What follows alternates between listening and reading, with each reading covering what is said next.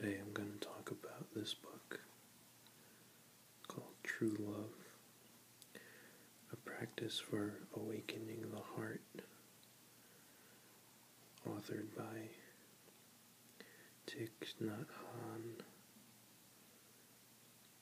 I hope I pronounced that correctly.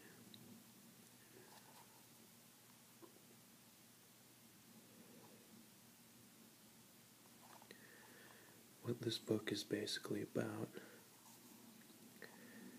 is some principles of Buddhism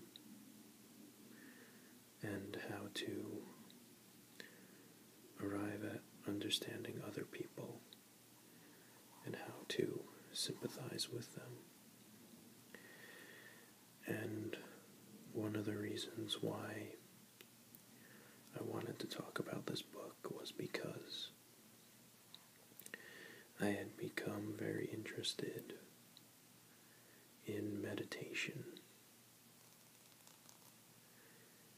and I quickly discovered when I was browsing through YouTube that my favorite meditation videos were guided meditation videos, and through guided meditation videos I came across the ASMR and whisper videos, which I like a lot better. But anyway, this is sort of how I arrived here. So, I'm just going to read a little passage. This book is pretty small. You could probably finish it in like a day. I don't even think it's 100 pages. But, let's see. There's one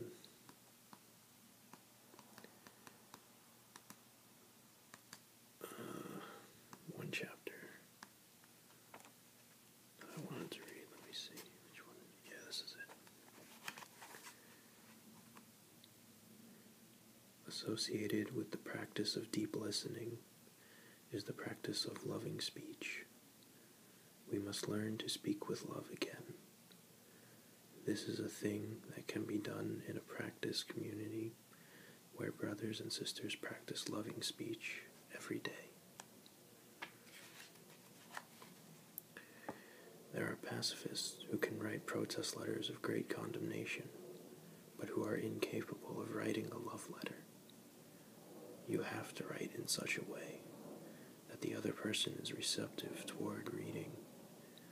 You have to speak in such a way that the other person is receptive toward listening. If you do not, it is not worth the trouble to write or to speak. To write in such a way is to practice meditation. I remember a young American who came to us to practice. One day he was asked to write a letter to his mother, which was easy for him.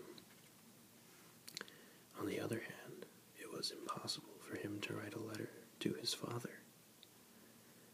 His father had died, but he still suffered every time he thought of him. Just the idea of picking up a pen to write to his father already caused him a great deal of suffering. I proposed the following practice to him.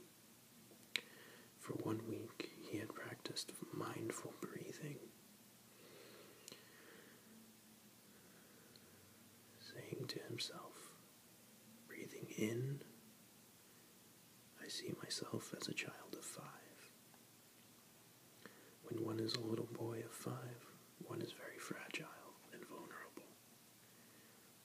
As he was breathing in, he saw himself as the other object of his own compassion.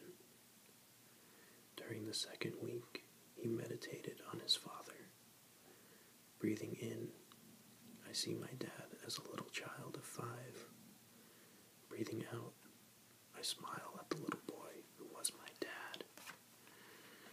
For a whole whole week, the young American practiced very faithfully and very enthusiastically.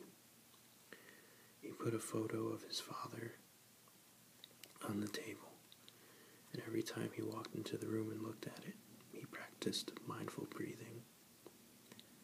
He had never imagined that his father could have been a child of 5. Suddenly, the young man acknowledged the presence of his father as a little boy. It was the first time that he realized that his father had suffered as a little boy, and suddenly he felt compassion. Finally, one evening, he found it possible to write a first letter to his father. That transformed him completely, and now he has peace in his heart.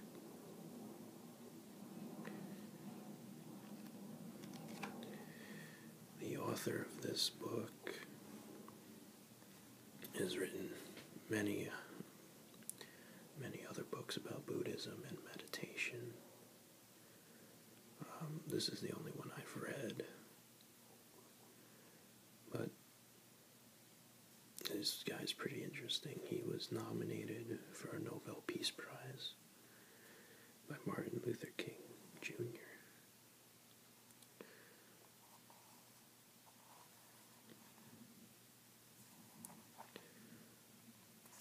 So I don't know much else about Buddhism or meditation, but again, I wanted to share this because this is sort of the first step towards me being here now and making my own ASMR videos. This was given to me by a friend of mine who practices Buddhism. But anyway.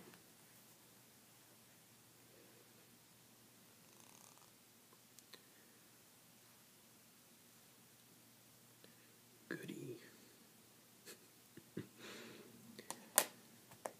So I think that's it for today. Pretty simple video.